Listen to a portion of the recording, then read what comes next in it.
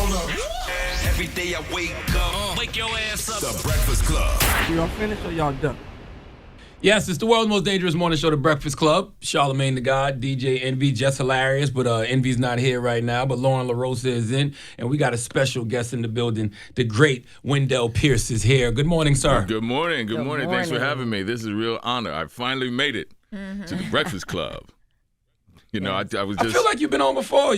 No, this is my first time, man. This is my first time. Wow. It's a real honor, man. You know, like I was telling you, I'm a jazz head, you know, so I'm listening to jazz in the morning and stuff like that. And it wasn't until I was in London doing Death of a Salesman, you know, the two gentlemen who played my sons, everyone's like, you don't know about the Breakfast Club? I'm like, yeah, I know about it. I lied. And then...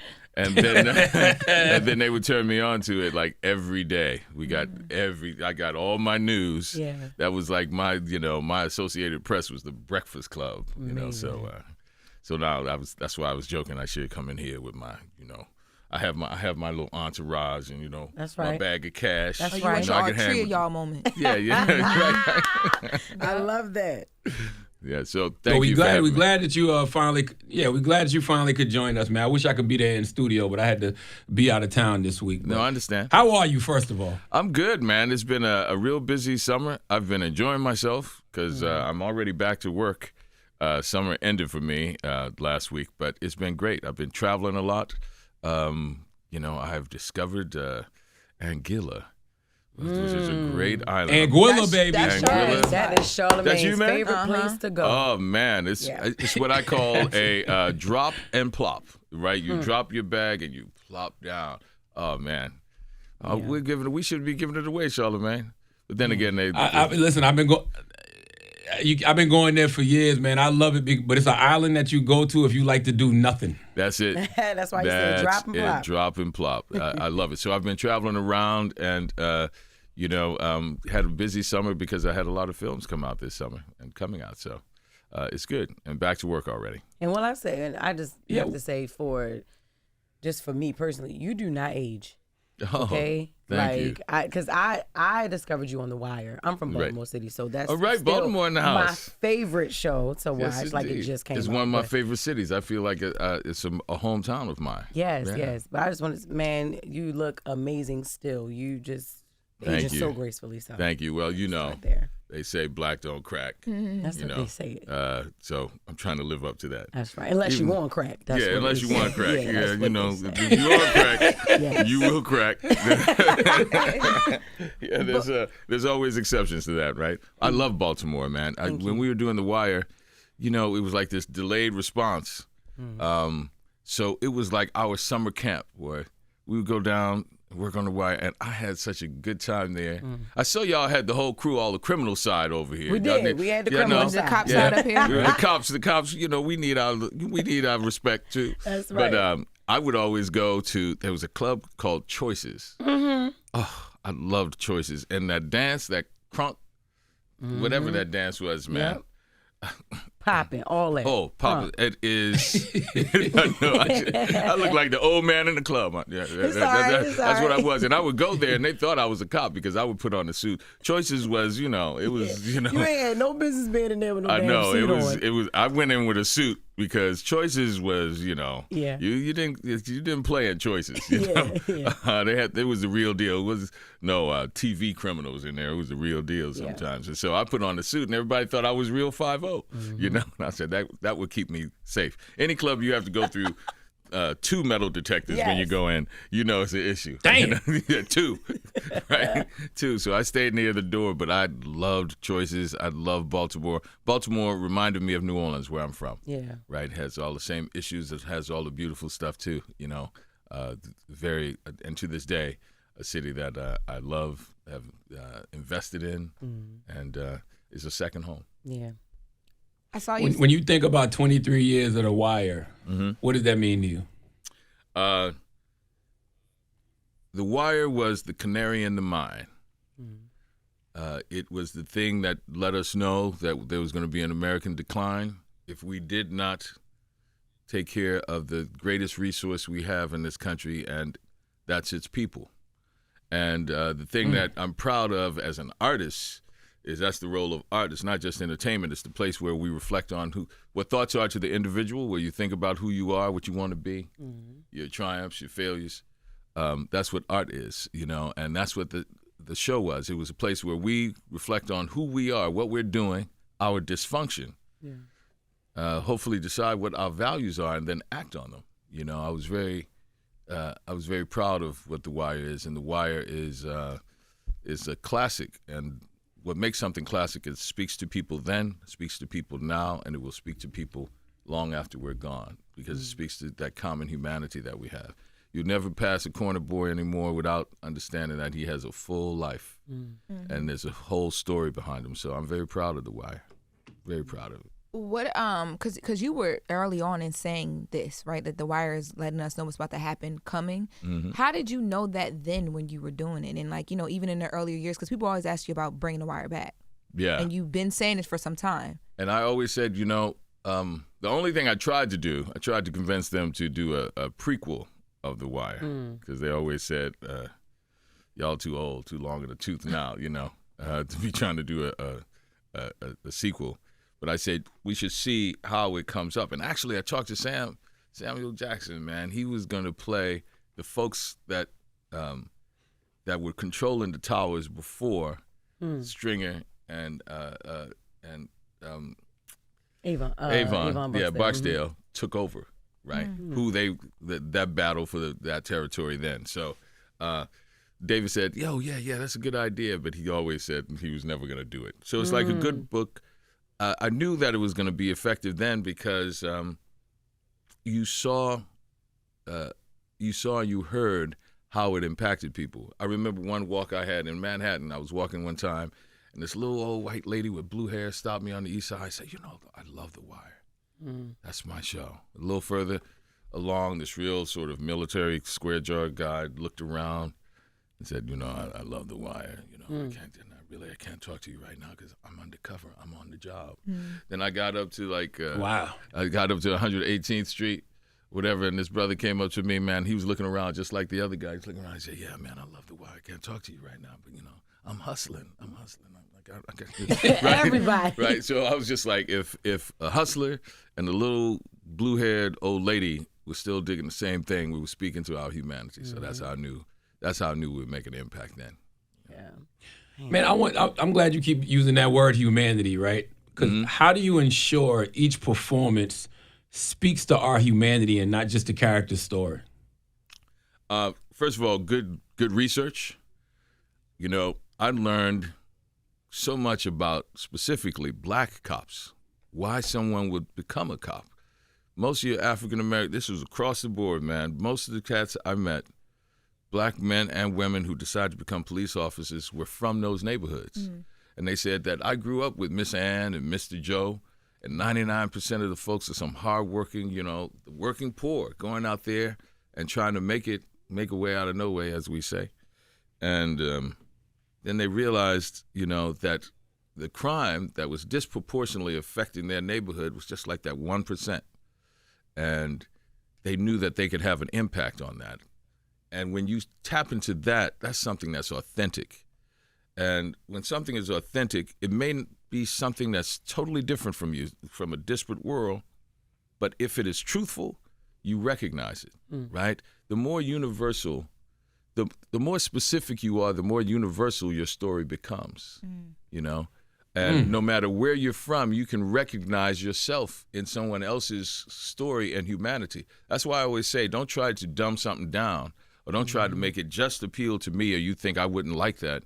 Actually, if you're just truthful to that, everybody understands it. You could take some hardcore kid, from the hood who's never been, traveled outside of his 10-block radius, and see the story of, the Black Swan, see a movie like that, and then go, man, I know what she's going through, right? Yeah. I can understand how she was trying to become something and had this, all these other jealous people trying to keep her down, and ultimately, she thrived.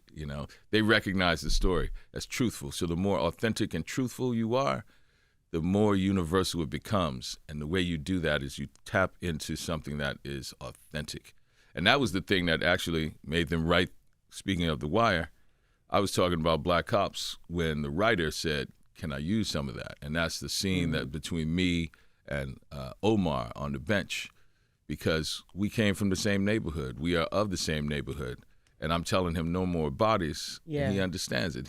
The reason he doesn't say anything is because he knows I'm right. And so that's the thing that makes it truthful. And that's the thing that makes it universal and appealing to people.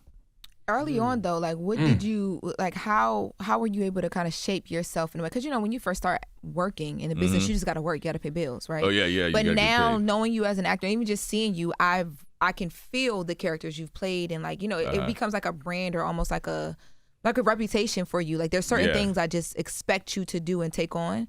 But early on, like, how did you kind of gear your way into this lane of responsibility, humanity, and all the things? Yeah, so... I trained very seriously. You know, I went to Juilliard and trained 4 years and all. And I knew that I wanted to, if I worked that hard, I wanted to do television, I wanted to do film, I wanted to do stage. I'm a classically trained actor. And so I tried to be as diverse as possible. Every year, do the trifecta. Some stage, television, and film, right? And I am tri-coastal, live in New Orleans, but I work here in New York. I work in Los Angeles. I'm on the Gulf Coast, East Coast, West Coast. People always say, Wendell, man, hang in there, man. You going to be working? I'm like, I am working, man, over here. You over there, right? And so mixing it up like that helps you start to build a career, because work gets you work, right? You work with someone, people see it, say, okay, they appreciate it. You get another job, then that person says, I want to work with you again. So work gets you work, and then also your audience starts to see that you are consistently really building your characters in a particular way. So I think my brand would be as that journeyman actor, you know, who that character actor who is an actor of character. Yeah. You know, and so that's what I pride myself on, doing all sorts of different things, especially at the same time, so you can see the range. You know, I'm on Elsbeth right now as a captain, police officer, and at the same time I'm Raising Canaan, where I'm like an old school bank robber and supplying Canaan with his with all of his product, and I'm his bank. And Superman. Yeah, I'm in Superman. This summer has been great. That's a perfect right. example of that. Thunderbolts started off the summer, first time in, you know, the whole Marvel world, and then I did Superman, which has just gone around the world. It's really fantastic. I went to to the opening, and to see the impact that franchise has is amazing. And then later on, worked with Denzel and Highest to Lowest, which is coming out next week. So Spike Lee film, right? Spike Lee film, Spike Lee joint. I was one of the assassins. The second time I worked with Denzel, I was one of the assassins on Malcolm X. So it's great to be back with Spike and Denzel again. Man, working. You are working. Trying to get out there. Yeah. You know, I'm that guy that people see and they go, "Hey man, where do I know you from?" Really? Yeah, where do I know you from? Hey man, you know, you go to my church. You're in some big movies. Yeah, so that's what happens. So I'm that guy, and then they go away and then come back and say, "Oh man, I'm sorry. I was just looking at you last night." You know, so it's actually a compliment. It's actually a compliment when people see you like that. I feel like I've never seen you do a role that wasn't grounded in purpose. Yeah, that's what I meant. Is that intentional? Well, you haven't seen all my stuff.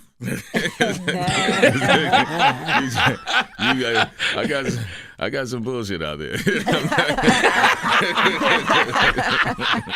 You know, you can't do. I am celebrating my 40th year in the business, man. And wow, you know, congratulations! Thank you.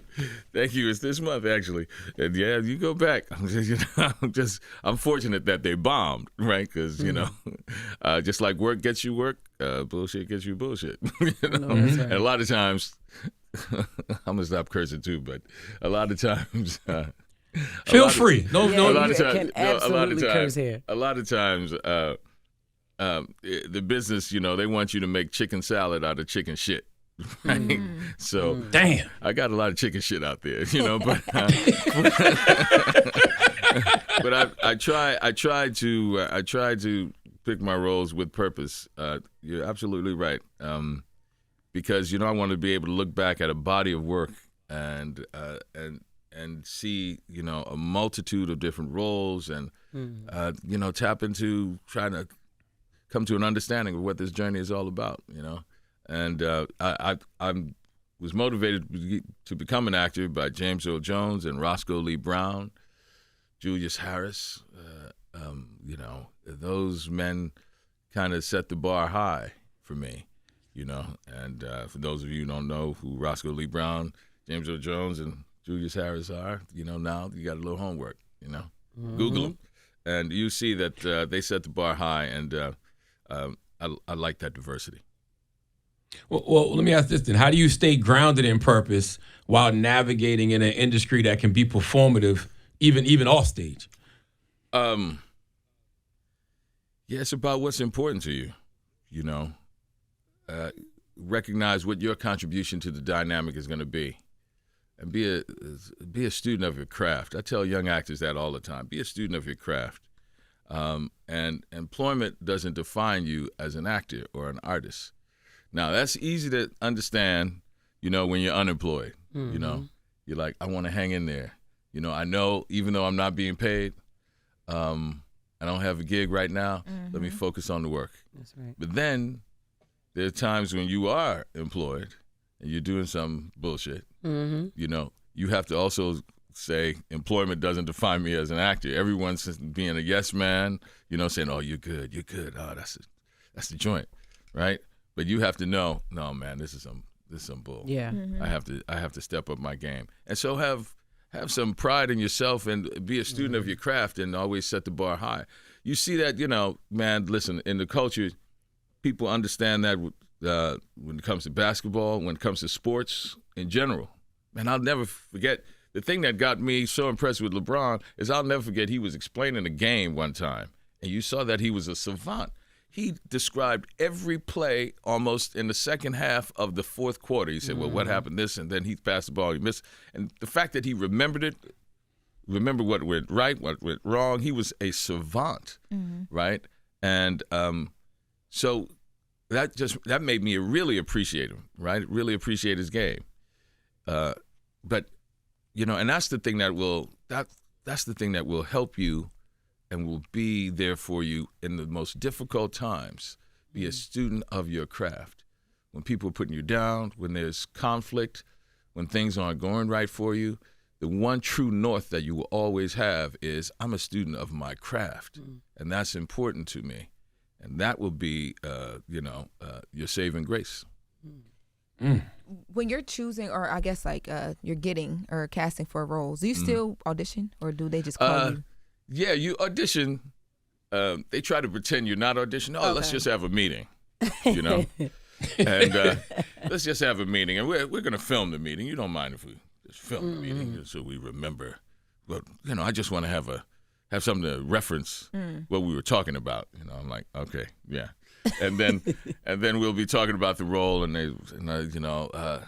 and I like to cut to the chase. I said, well, in the first reel and this first act, this was happening. In the second act, this is happening. But the most important thing is when he ultimately expresses his love for this woman, and it's the most difficult thing he's ever done in his life, but he knows the expression of this love. Actually, it happens in this scene. Seeing her, you mind if we read it? Let me just read it. Let's just read it. And they're like, oh, yes. Oh, I'd love to, and they're all happy. And that's the thing that actually gives me a little distinction, because most cats would be like, nah, I don't want to, read. If it's a meeting, it's a meeting. Either make the offer or not. I said, I'm going to show you what I'm going to do. And some actors always feel as though the audition process like that, it's like, man, you kowtowing, you don't have to kiss his ass, I'm like, no, man, it's a business meeting. I'm going to show you what I'm going to do with the role. Hope you choose me so we can take this further. But just like if I'm at IBM and I'm a consultant and I say, this is what's going to work best for your company, this is how we're going to do it, this is how I'm going to put it together, develop it, and this is how we're going to execute it. So thank you. Consider that. With your board of directors, I'm out of here, right? And that's the same thing with an actor. It's your opening and closing night. One of the highlights of my career, I had an audition with the great oh man, I'm forgetting his name now. Such a highlight of my career, I forgot it. Right? Oh man, Bob Fosse, great Bob Fosse, right? And I went in, did the audition, and the guy was fumbling. The stage manager, he took the book from him and read it with me. And then the next thing you know, man, Bob Fosse says, "You're great, man. I love doing a scene with you. I'm going to find something for you. You're too young for this." I said, all right. A couple of months later, I saw on the television Bob Fosse died. Wow. Right? Wow. I'm like, oh, man, I never got to work with him. And then it stopped. I stopped myself. I said, wait a minute. I did work with him. It was an audience of 2, but he and I got to work together, and I'll always remember that moment, right? So that was my opening and closing night. And so that's how I take all auditions, you know. So that it's important to remember that's your opportunity to show your work. So it's beautiful. Yeah. I was asking about the auditions because I know in Superman, like, you're playing editor-in-chief of a media outlet, journalistic integrity and all those things, or like the brand. Perry White. Yeah, Perry Perry White, White. what you come with. But like, that's so on time for right now and all the conversations in the media. So how much do you bring into from real life? Like, do you connect to real life when you do things? Or because I know some actors yes. just back away. Especially with that, you know, and even if you don't get to use it in the film, I knew that, man, newspapers right now are having a hard time, you know, and all of a sudden, how do you make it? And I said, that's kind of like the reason Perry White is always, you know, pissed off. You know, it's like, man, how am I as an editor going to keep this newspaper going? And then the biggest story of the universe falls into his lap, which is Superman. And he has an inkling that Clark Kent is Superman. I don't care what anybody says. Them glasses ain't fooling me. And so I do take that into account, you know, that he's probably an editor who's struggling to keep on top of things, especially with all these different platforms out there that are killing him, you know, that are killing him. Because nobody reads the papers anymore, you know. Yeah. Everything's online, you know, and different platforms like this. So I use that to kind of develop Perry White.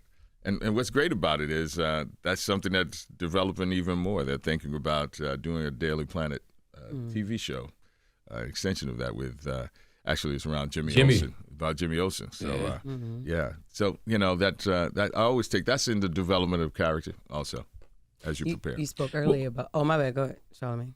No, go ahead, John. You spoke earlier about Elsbeth, right? How is it working with Stephen Colbert on there? Oh, Because yeah. he announced that that project. Yeah, right you know, before it was already in the works. So, you know, Nice. it's art imitating life, life imitating art. It's great. Stephen Colbert is fantastic. I didn't have I didn't have much to do with him because he was out. Right. But he's very talented, and that was something that we had already done by the time the news happened. So, Because I know he had jokingly asked you for. yeah, I was on his show, and he said, "Oh man, I would love to come on the show." You know, even as a corpse, I said, "I'll work on that." You know, I did. You know, and it worked out. That's So what's up. I'm not saying I'm going to take all the credit, but I'm going to take the credit. Yeah. You know, I got him on the show, and so it was really cool, and so. You know, whatever else happened was above my pay grade. I don't know what happened behind the scenes, but it was cool. He's So real if Trump talented. keep coming for us because of Charlamagne, you could help us. I was going to say, get 'cause a I job, can play a 'cause- corpse too. No, man, I- listen, like, Charlamagne, you handle that right, man. You know, you know. Thank you. Principle is principle. You know what I'm saying? And actually, you are exercising your right of real having principle, and that's something that, you know, that's something that is your true north. So I appreciate that. I appreciate that, my brother. And, you know, when you Thank you, think about all the other times that in times like this, people have given us the playbook of how to stand on business, how to stand on principle. Think of Muhammad Ali. Man, they marched down the street against Muhammad Ali right outside this building, up and down Broadway, in nights before y'all were born, when he was fighting. Boy, they hated Muhammad Ali. They hated Muhammad Ali. On the day he died, you couldn't find anyone who hated Muhammad Ali, right? Everyone feigned, I always loved Muhammad, right?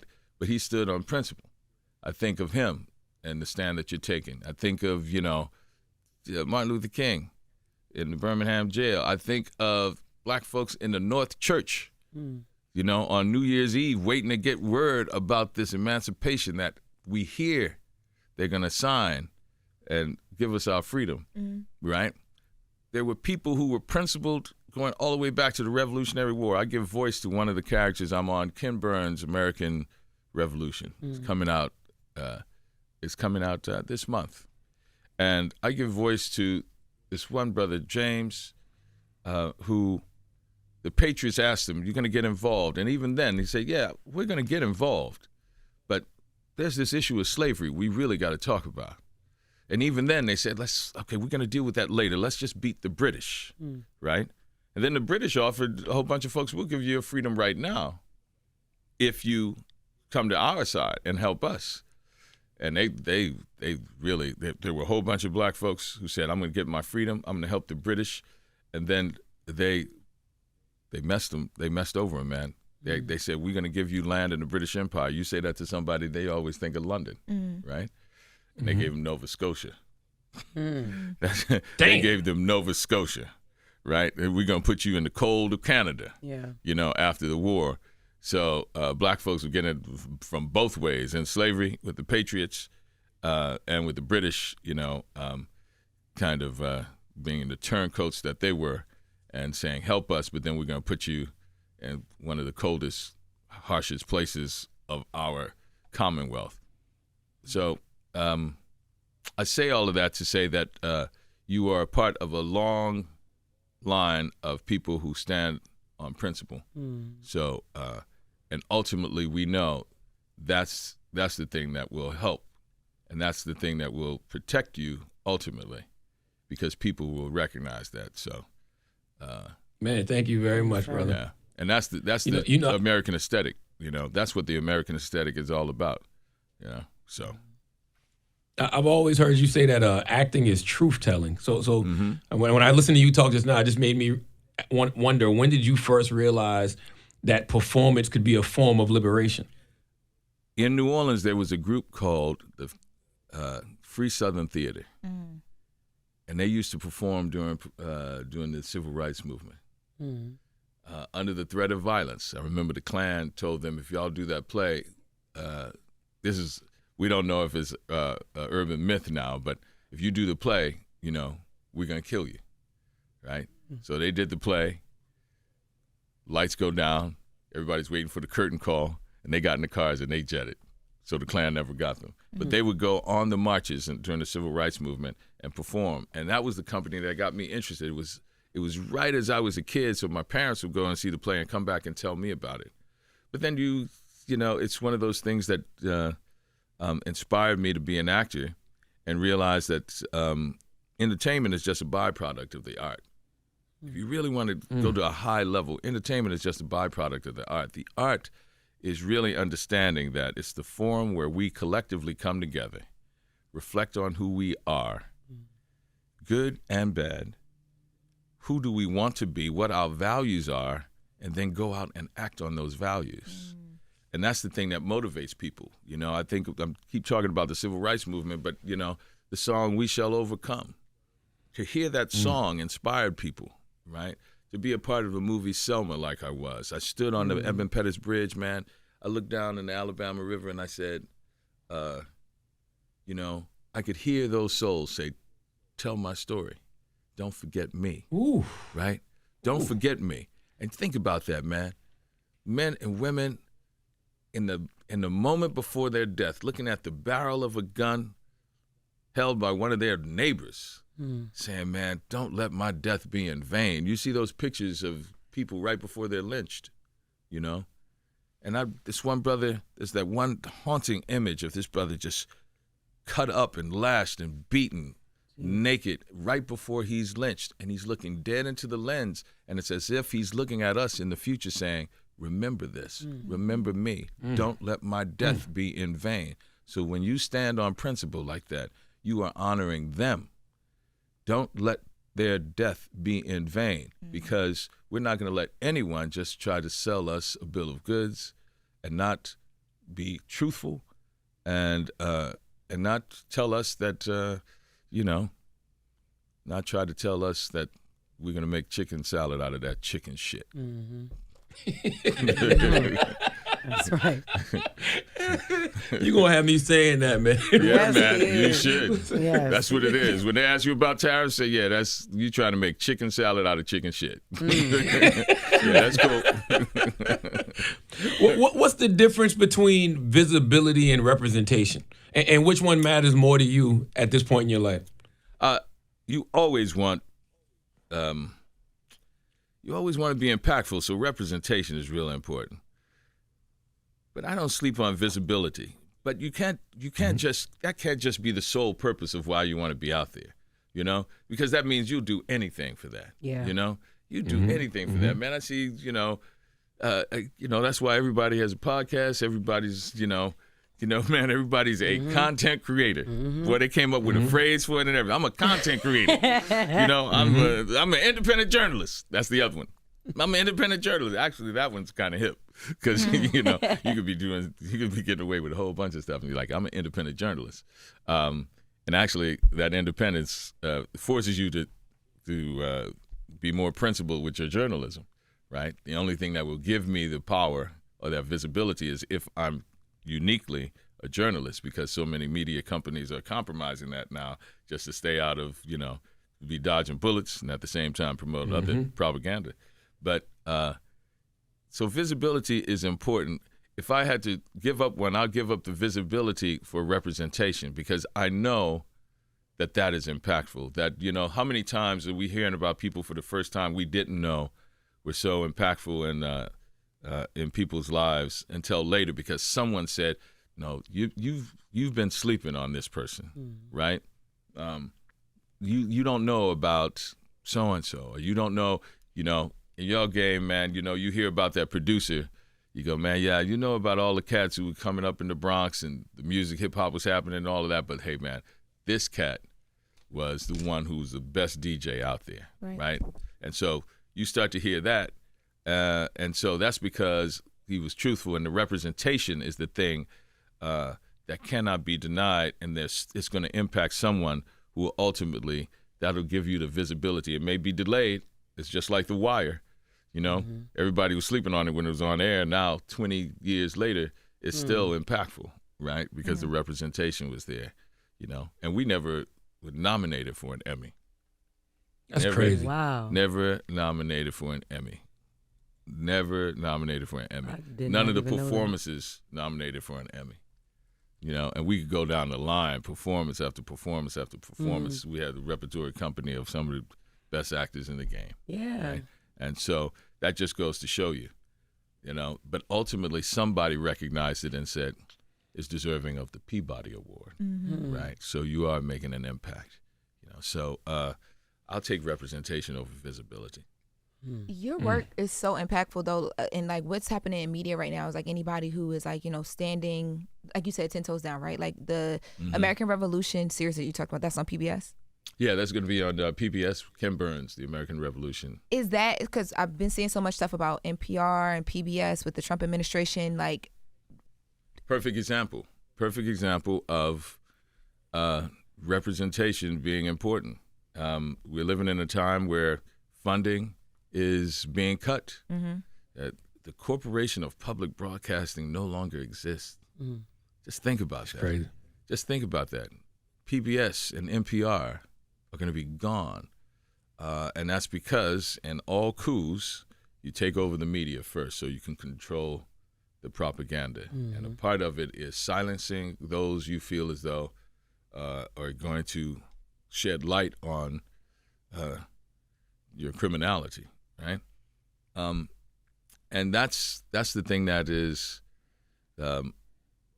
so important to make sure that you get out there. And something like that, the American Revolution, think of all the Ken Burns, Civil War, the Vietnam War, the recent one he did with country music, to show the to show the roots of country music and how impactful it was, and how multi racial it was. So all of that doesn't have a platform, and so you have to fight against that. I mean, that's why,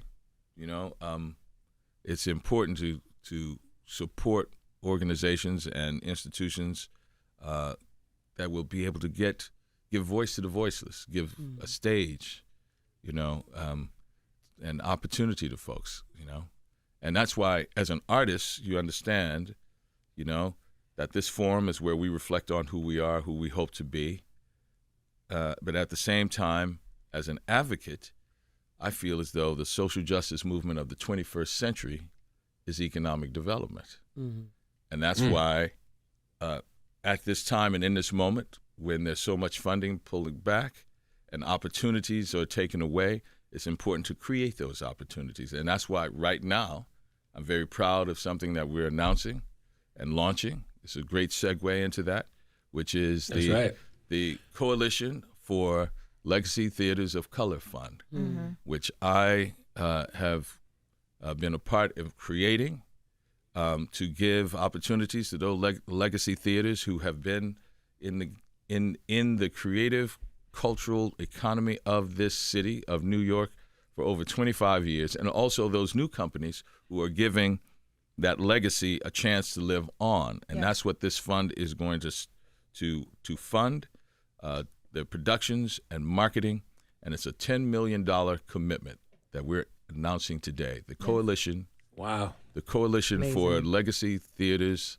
of Color. It's a partnership that I am giving my full-throated endorsement to, the Caesars Palace Times Square project, which is a hotel and casino. I'm very honored that they are giving a commitment to making sure that those cultural institutions like that are sustained going into the future. So they listened to my proposal of supporting companies like the Negro Ensemble Company and the Billie Holiday Theater and the Black Spectrum Theater and New Heritage Theater Group, who have been around since, for 25, 30, 40, 50 years even, serving communities of color with theater. They inspired me to be an actor when I was a little boy, reading about them in New Orleans, right? And then came up here and so proud to now join with Jay-Z and Rock Nation and SL Green and Caesars Gaming and Caesars Entertainment to bring this coalition together. And that's why they are building this project. But, you can do well and do good. And they understand that this project is about making sure that the community has some input and that they're servicing the community. And this is something that I'm proud of. It's going to be right in the middle of Broadway. And that's right. That and the Broadway community is is the pinnacle of theater in New York and the cultural economy. And so I'm proud to be a part of that. I'm proud to launch this fund today and give my full-throated endorsement of Caesars Palace Times Square. That's amazing. Is the fund that is congratulations? Thank you very much. Is the fund the sole reason you wanted to support the bid for Rock Nation and SL Green Caesar Palace? I wanted to support it. First of all, I'm an artist, right? Mm-hmm. First of all, I'm an artist, and to see these companies that should be, who aren't getting the attention they deserve, who are underfunded in my eyes, who have given and created a legacy that has to be sustained. That was the most important thing to me. As an advocate, I'm from New Orleans. 20 years ago, we were destroyed by Katrina. And the one thing I learned is the social justice movement for the 21st century is economic development. And that's the way you build sustainability. That's how you protect communities and all.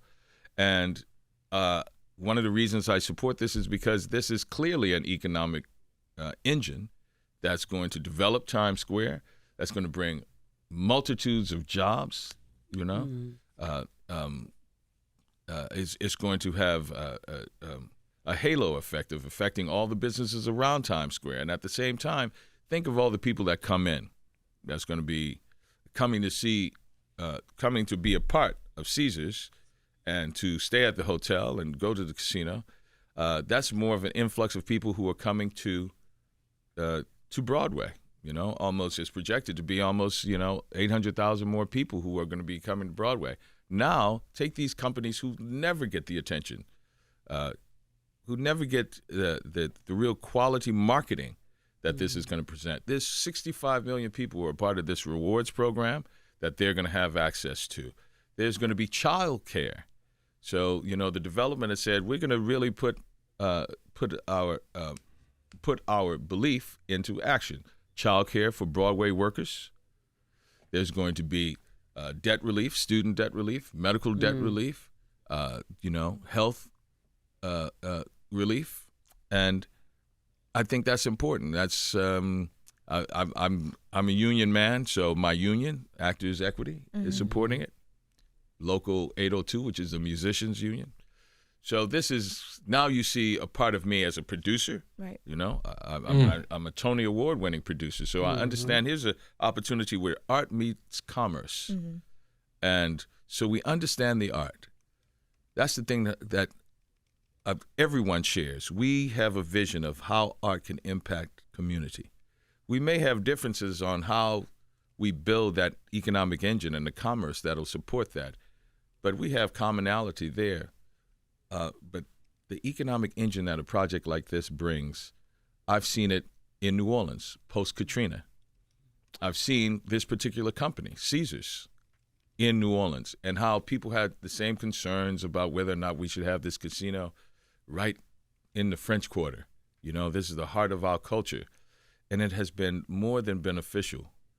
It has developed the French Quarter. It has brought jobs there. It has brought more visitors there.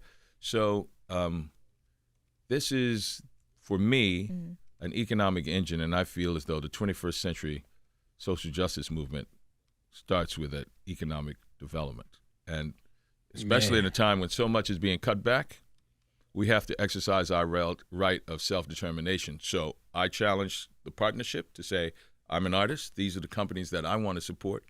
And if you want to reach out to the community, I ask you to support them too. And they said, we're willing to do that.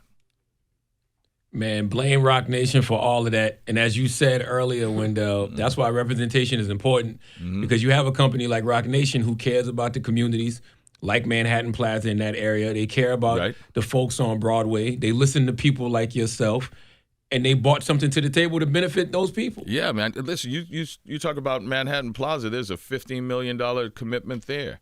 There's $20 million going towards kids and families and seniors being able to afford the tickets of Broadway. They're subsidizing ticket purchases like that. So I tell people all the time, never lose the ability to have your concerns and your questions. Never lose the ability to be offended. And so challenge yourself and challenge anyone who wants to come and do a development like Caesars in Times Square and say, this is what I expect. And they've heard that, and they're answering that. Security, sanitation, infrastructure around it, jobs in that area, the development of what the engine will bring to the table. They are showing you the impact that it can have, the economic engine, and that's why I feel comfortable doing it. I've seen it done with this particular company in New Orleans. I know how important it is that a company like the Negro Ensemble Company is started by Douglas Turner Ward and Robert Hooks and so many people. The last time I saw them in the theater that they had was when I was in school in like 1982. It was a second production of a play called A Soldier's Play. Had a young actor in it, Denzel Washington. Adolph Caesar was playing the sergeant. And they haven't had a play on Broadway since Ceremonies in Dark Old Men, which was like 1971. It's because they haven't had the opportunity of marketing and funding. So this is a chance I wanted to bring an infusion of sustainability to them, because they should have their place at the pinnacle of our cultural economy in New York, and that's what this fund is all about. The coalition of legacy theaters of color, and that's what this fund is going to be built on, and that's what we're going to be building to make sure that they get the recognition, have the sustainability, and have the marketing and funding that is needed. And that's the commitment that the Caesars partnership is bringing, and I'm partnering with them to make sure that it's sustainable. Blame Rock Nation. Yeah. If the proposal for the casino is denied, how would that impact the CLTC fund? It means it doesn't happen initially, because it means it doesn't happen. Yeah. But then we go on, and we'll the advocacy doesn't stop. And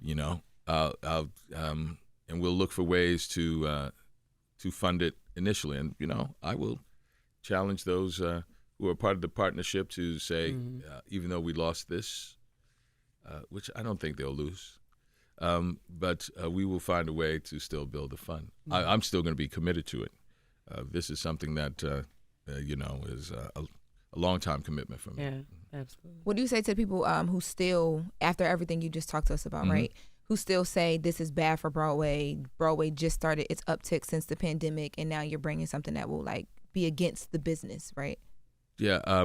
First of all, I say take your emotions out of it, and let's look at it like business folks. Let's look at the spreadsheet. Do you want to have 65 million people with their eyes on your business in marketing? Do you want to bring in, on average, 800,000 more people to your business? Do you want to increase that pool? Do you want to have cross marketing with the theaters that are going to be around there, the theaters who will be a part of our fund? There's a rewards program that Caesars has that directly to the businesses that will be a part of the rewards program, where that is direct dollars to the business. It's a discount to the members of the rewards program, but that discount is paid for directly from Caesars, and so it is not a discount to those theaters. So when it comes to marketing, you can't buy marketing at this level. When it comes to extending your pool of prospective clients, as you say, or the people who are going to be going into the theater, you can't buy that level of influx.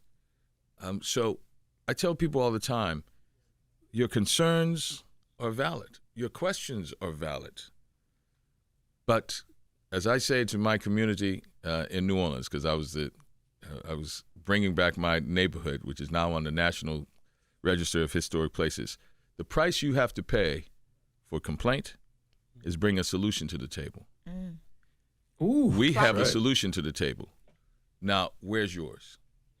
Where is your economic impact of $250 million to the community around you in security, sanitation, healthcare, an economic engine for all the businesses, employment? The other thing that we have is a job fair for when you are unemployed, that the Broadway workers on a monthly basis can come to Caesars for a job fair. The job fair, student debt relief, medical debt relief, housing, rental relief. So that's our solutions to the table. That's our answers to your complaint. Where are yours? That was a response. Where are yours? For sure. Do you feel like you get... Go ahead, Charla. Oh, go ahead, Lauren. No, you go. No, you go. No, go ahead. I don't know if mine shifted a bit, but I'm just sitting here thinking about what you're doing right now with with the fund, everything we talked about with your career and the roles that you've had, And I don't know, do you feel like you get your flowers enough for like just impact, but also like just the path that you're paving for other artists, not even just actors, but artists in general who really want to stand for substance? I've been given a great blessing to know and meet, I should say, just meeting Ossie Davis, Ruby Dee, Sidney Poitier, Harry Belafonte, Mary Alice, folks who have inspired me as an artist, who were like a part of that Moses generation, that give you the gift of their talent and their time and inspiration. And that Moses generation hands you this baton as a part of the Joshua generation. And you take that on. And as they have passed on, feeling that responsibility to them, I'm standing on their shoulders. That's my flowers. Mm-hmm. That's my flowers. I'll never forget meeting Sidney Poitier. He came to a play I was doing. I was doing Fences in Pasadena.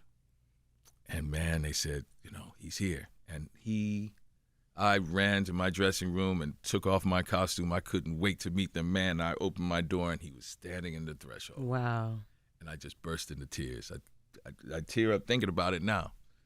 And I just said, thank you. Thank you for everything you've given me. You've changed my life. This is the only moment I'm going to have with you. I just want to thank you.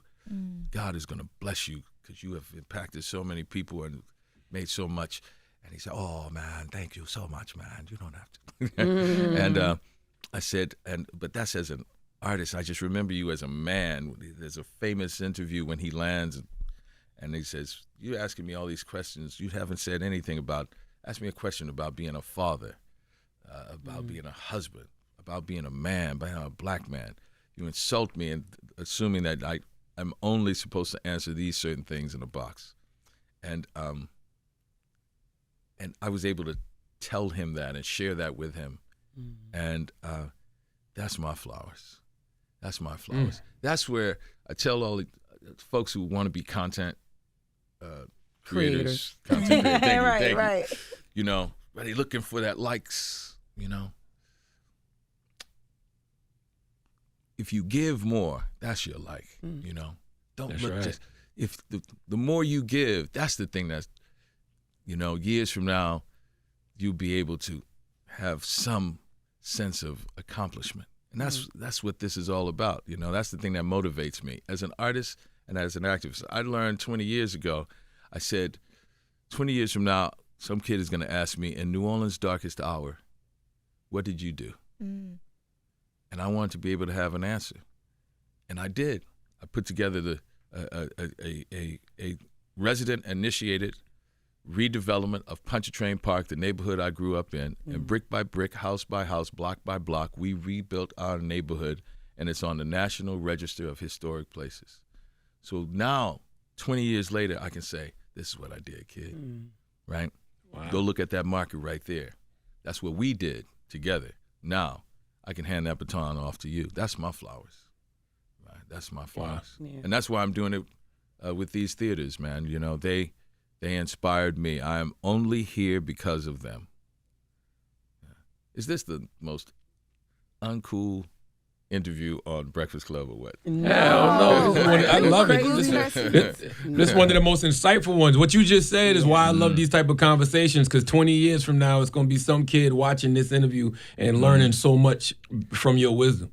Yeah, well, thank you, man. That's, first of all, the platform that you give folks is so valuable and so important. And what you guys are doing is impactful, too. So that's why I'm honored to be here. I just got a couple more questions. When I think about your work, right? Like you've done a lot of work that has dealt with systems, from poverty to policing to housing. How do you, as a black man, stay hopeful when the systems seem not to change?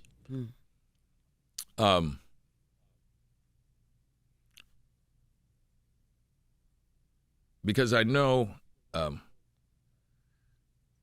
I understand the power of exercising and practicing radical self-care. practice radical self-care. And how dare I lose faith or lose hope or optimism as you think of those who were chained in the bottom of those ships, who were thrown overboard, chained together to their death. How dare you, after centuries of folks of your family who had no reason to hope, but they still found a way to give vision and find joy in their humanity. I mean, think about it. Think about it. How dare we at any moment, especially where we are right now, lose hope? Because what happens is, I think about, I came back, New Year's Eve, I spent in Accra, Ghana, which is really hip. In 2020, they started the Year of the Return, and they have that Afro-Future concert, and they have the biggest New Year's Eve party on the beach, man. It literally had a fireworks display that went on for a half an hour, and I was just like, people were like, that's enough. We don't want no more fireworks. I never thought I'd get tired of fireworks. But I was thinking about all the folks, all the kids that I want to have an impact on, if I could just bring them here. Because the one thing, just a trip to Africa. First of all, let's get out of this whole idea of like, one day before I die, I was going to make it to the motherland. No, man, next weekend, get on the plane and go. Yes. For the weekend and come back, right? Right. That's a part of that disconnect. The poorest person here is a rich man on the continent. The poorest person here is a rich man on the continent. Once they see that sort of poverty and go, oh, okay, wait a minute. Then you go there, and you see so many people like, it's not how much we lost in the Middle Passage, it's how much we held on to. So you go, wait a minute. I know you. That looks just like Buki, That's real. I was in Uganda at the National Theater, and they were speaking their language. I forget which dialect or tribe. And they said, I said, man, Robert Zeramugga. I said, Robert, he was the artistic director of the National Theater of Uganda in Kampala. What's up, Robert? I know you look at the Breakfast Club. What's up, man? And I said, wow, man. I said, wow, we do that too. I can't believe we held on to that, man. I was all emotional. Black people held on to it, man, because, you go, I can't believe it, man. What? Oh, that girl lost all her money. And he said, Wendell, he goes, yes, you held on to it, but it's not just an expression. That's a written word for like disappointment and shame, right? You see a woman or a man, they do something and you don't appreciate it. And you go, oh, that's a shame. And you go, I did not know that. He goes, yeah. He said, no, that's a written word in our language, right? And that's why it sounds like that. You held on to it, but you don't know what the language is because you cut off from the language. And I started to realize that there's so much of that that we don't know about. And I say that to say, I don't lose hope because those kids need that epiphany, right? The violence in our community is, as a student of human behavior, and you have psychologists on here, they could actually tell you better than I, is a reflection of the depression, the mental anguish and depression and the trauma in our community, right? Like you try to do everything right and by the book, and every step of the way, someone is going to challenge you. Every step of the way, right? Put your house up for sale. It's a praise lure, right? We put systems into place where education, you're not going to get the money you want, right? And now what this administration is going to do, and administrations like it, we're going to take this public money that's supposed to be set aside for public education, right? White flight has happened from our public education and kind of give it to them to subsidize their private education. Well, we're going to shut down the Department of Education, right? But at every step of the way, And that causes trauma, man. Yeah. You get tired of it, and you're angry. And so, therefore, conflict resolution isn't, hey, hold on, let's talk about this. I see you as myself. Now, it's like you just lash out, right?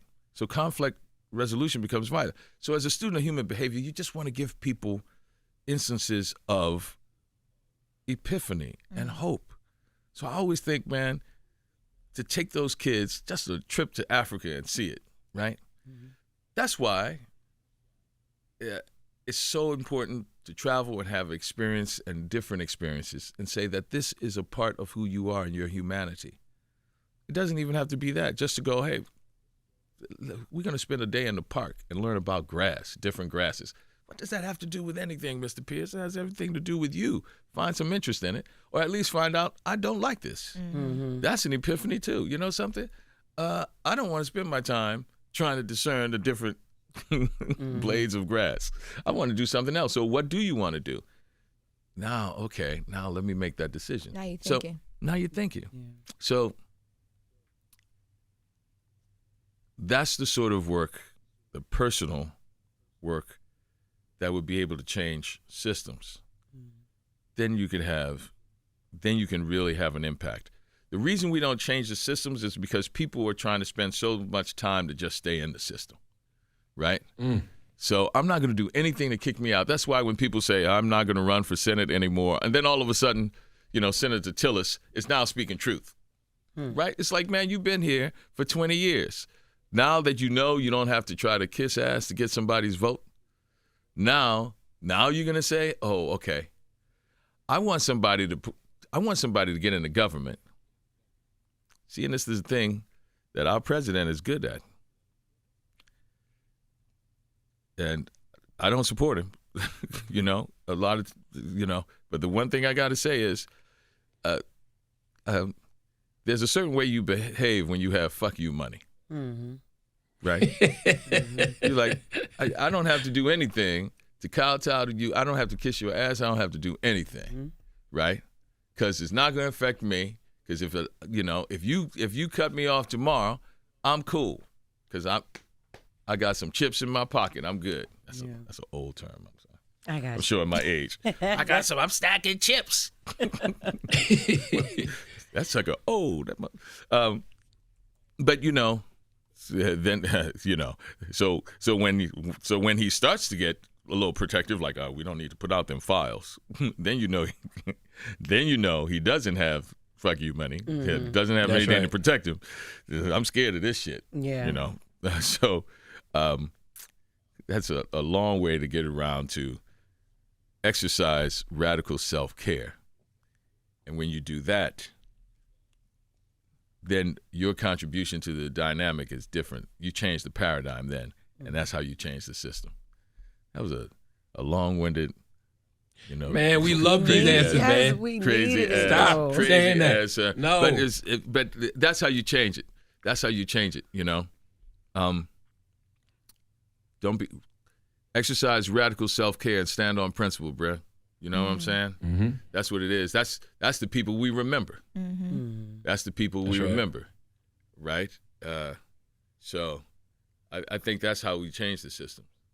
That's how we change the system. Man, you said I went on a barbershop tour during the campaign, right? Which campaign? The last Kamala. I actually did it on my own. Everybody thought, and then I was saying, hey man, be selfish. I want you to challenge me and say, this is what I want, and then I can show you everything in the platform that'll service you, right? So it was the barbershop tour. I remember going to Milwaukee and everything. The brother said, man, I don't think, they haven't done shit for me. Nothing. I said, man, let's just go down the list of everything as much as we hate the government, everything we love about the government. Social Security. We got money set aside for disability, and a lot of people on disability. The hustle of disability sometimes, right? Social Security, Medicare and Medicaid, right? Everything you think about, my political party gave. You can't name anything that people care about in this country, right? That is saying this is important to us, that is a part of government that came from that other side, those who do not have our best interests at heart, because the other side was always about keeping people ignorant of the game so we can all make a lot of money, because we will always be able to hustle if you vote for me, you might become a member of the rich white boy club. That is the thing. That is the carrot on the stick, that the right has always been good at messaging. They haven't provided anything, and that seems like a radical idea. But, that's, I forgot the question now. I went down a rabbit hole. But what you said, Charlamagne say all the time, they right at messaging. Like, the right is always good at messaging. Messaging. Great at messaging, yeah. So I think the way you change the system is, first of all, be authentic and truthful and not care about. I look forward to politicians who say, something, that was wrong, right? That was wrong. We shouldn't have said that. Folks should be able to say right now even, defund the police, that was the wrong messaging. We knew what we wanted. Right. We didn't want all this money going into militaristic policing. So redistribute the wealth of or redirect the resources or something. We should have said something else. We learned it in the 60s, burn, baby, burn. That did not win us elections, But the one thing I got to give the right their due. And the last person you were expected from, Richard Nixon started the EPA. Richard Nixon started the EPA. And that is something we got to give him credit for. And we should tell the right, one of the pillars of your philosophy started the EPA. So why are you going against it now? Richard Nixon started the EPA. They'll probably say he was wrong. Definitely, yeah. He said, Then they'll bring up Watergate, right? Exactly. I wanted to ask you a couple more questions. Okay. You're such a moral compass, right? And it seems like you, in some roles, you're casted as a moral compass too. In real life, who keeps you honest and centered? I love the books of Albert Murray. The Omni-American. The Omni-Americans is one of my favorite books. He was a great philosopher. I was able to meet him. I grew up with Wynton Marsalis, and great jazz trumpet player and all, and we would go up and talk to Mr. Murray. Albert Murray, man. Albert Murray really taught me the understanding of what is your contribution to the human diaspora. Then he also taught me that there's a uniqueness to our contribution to the human diaspora as black folk, right? We are also, why the book is The Omni-Americans, the best demonstration of the American aesthetic when it comes to like jazz, freedom within form, to improvise a solo while you honor the structure of the song is an example of the American aesthetic. We are a nation of laws, but we have to be adaptable and be able to do improv and honor that where the two can coexist, where you can honor the form, but at the same time exercise your right as an individual to be as individual as you can be. And to have that duality came from our community. That's the creation of jazz, that's the creation of hip hop, right? Hip hop was always about, you're taking this, it was always about the DJ. See, I'm old enough to remember when it was about the DJ. Yes. And the hype man was just to come to see the DJ. And then he started more and more and more becoming the front, right? And then somebody would kick out the plug from the street lamp and the party's over. But that's what it's about, But Albert Murray teaches me that. That's why it strengthened his philosophy of understanding that there's a discussion of the Western civilization of the contributions of man and woman, and don't forget the unique contribution that our unique experience, has given to that. Right? And once you understand that, then you can appreciate all the variations of it. That there's a uniqueness to someone who has our experience and the Caribbean experience, or our experience, Caribbean experience, and the African experience, and understand the connection of all of that. And those are the Omni-Americans. That's been the great contribution, and that's why so many cultures, admire it, pretend that they don't, but emulate it, Ooh. And that Albert Murray, that's the man. That's the man. Read his books, man. Read The Omni-Americans. It's great. It's a great book. And that keeps me on track. That gives me, that helps fight through all the craziness and stuff too, because it's by design to separate you, right? When you hear the arguments of, I remember I was living in Budapest and I came back and I was like, who these ADOS people are? It was ADOS, right? And Roland Martin called me and said, boy, they're going to come after you. I'm like, this makes no sense. What you talking about? We're not connected. I'm just, and now it's FBA or whatever. And you notice it only comes up around election time. So you're sitting there going, somebody is paying this to go forward, is promoting this. And what's around this time is people get in where they fit in. And when they start making money, they start, listen, man, I'm going to believe it. I'm going to embrace it. I'll never forget Rush Limbaugh mentioned on his show, oh, man, that, those liberals are going to kill Clarence Thomas and everything. And but I like that actor playing Clarence Thomas, Wendell Pierce. I really like him. So I reached out to him. I said, I wanted to have dialogue, right? I said, it doesn't have to be on the show. I appreciate it. And his whole thing, they came back and they were just like, no. Yeah, man, we know you support Obama. We know publicly you're a liberal, and it wouldn't be a good look. And I was just like, man, you make $100 million a year. What does this matter? Let's have a real conversation. Right. And actually, it taught me something about Clarence Thomas, too. Clarence Thomas and I literally almost had the same lives, right? From the South, black, Catholic, grandparents were farmers. Education was real important to him. Important to the family. We go to college. Clarence Thomas goes to college. Clarence Thomas was a radical.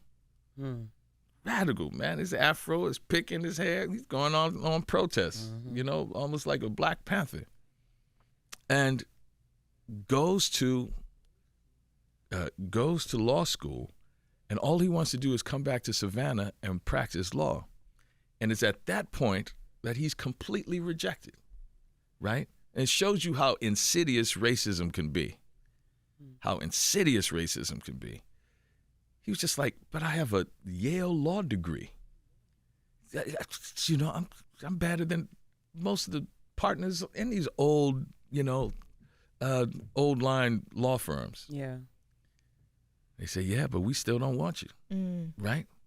Dang. And he didn't take it as, oh, man, look how racist they are. He said, well, it must be because they think less of my degree, so affirmative action is awful.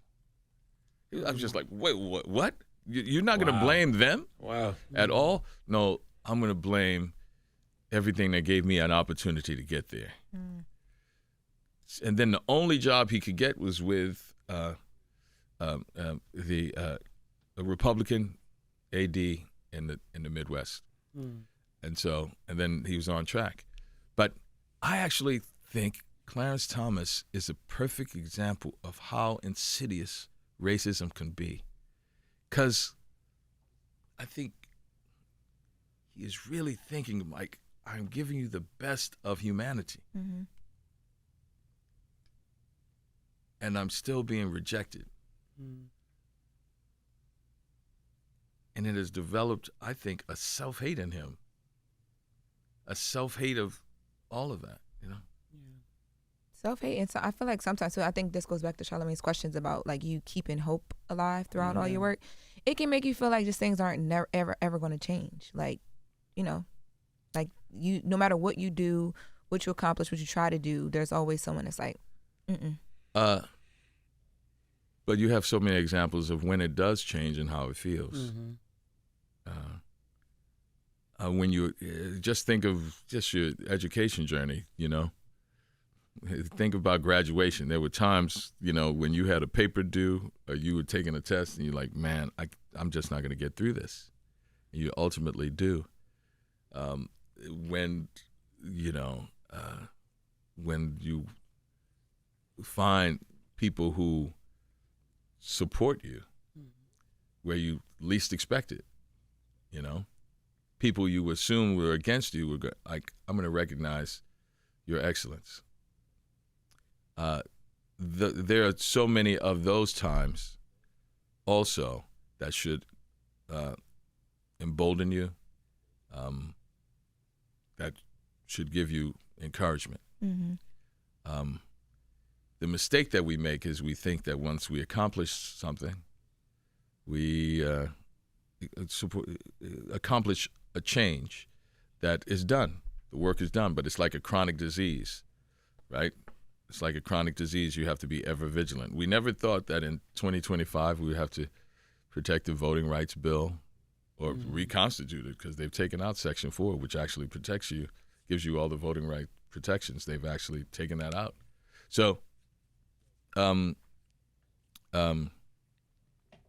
you have to be ever vigilant to make sure that it works for you, right? That's where the hope comes in, right?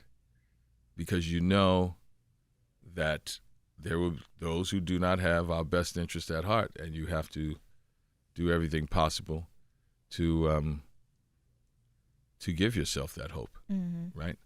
And that's what I mean by exercising radical self-care, doing the things necessary that you know are necessary to get you there, and don't get distracted by trying to convince someone who does not have your best interest at heart. That's just on a personal level, and you translate that into a larger level too. This is my last question. Mr. Pierce, you've been very generous with your time, so thank you. How do you define cultural legacy, and who are you building yours for? Albert Murray, once again, the man, teaches you what culture is. Culture is a people intersecting with life itself. The literal intersection of how people deal with life is culture. How they deal with pain and joy, death and life, development, enlightenment. That is culture. And when you understand that role, and entertainment is a byproduct of that. When you understand that's what the culture is, that's what the definition of culture is, you are keenly aware of how it is an exercise in futility if you don't contribute to culture. You have to say, well, how is this going to bring some meaning to how we deal with this situation in life? Are we just making noise, talking gossip, or we're saying, hey, let's enlighten ourselves about this. What does this mean? This is how it's destructive, and how can we make this constructive? That's cultural legacy. I think of the culinary arts of New Orleans, what gumbo is all about. The scraps from the table mixed with flour and burning flour in some oil and getting your roux going. The holy trinity of celery, onions, and bell pepper chopped up, and that's going to be my seasoning. And I'm going to build this from nothing and build it into a dish that is known around the world, gumbo, right? And that's a metaphor for what we need to, how we can look at it. So I have nothing, so how am I going to make an impact on how we literally live our lives? I'm going to give sustenance, we're going to feed ourselves, and at the same time be as creative with what we do that people are going to remember it. That's what gumbo is all about. You know, it's like when a guy's shooting a shot, he's like, man, you know, you still say shooting your shot? Yes. Okay. Yeah, that's actually We the do. kids we used That's to. Oh, okay. Yeah, you with the times. That's right. So that's old You don't school want to hear too. you say That's fine right, shit, Mr. so just Pierce. stick Right? with So you shooting shoot your your shot, shot. you like, you know, you're trying to get that person's interest in you, at the same time trying to find out what is it about them, right? The two happening at the same time, right? If you're saying, hey man, I want to become something, not only are you interested in it, but how am I going to change the game and then be a student of the game and not be jealous of somebody who does it better than me, but actually go, man, I need to get there. That is the development of culture. And that's how you leave a cultural impact. For me as an artist, I'm trying to do that as an artist, but I'm also trying to do that as an advocate, right? That is what, you know, supporting institutions that have legacy is all about.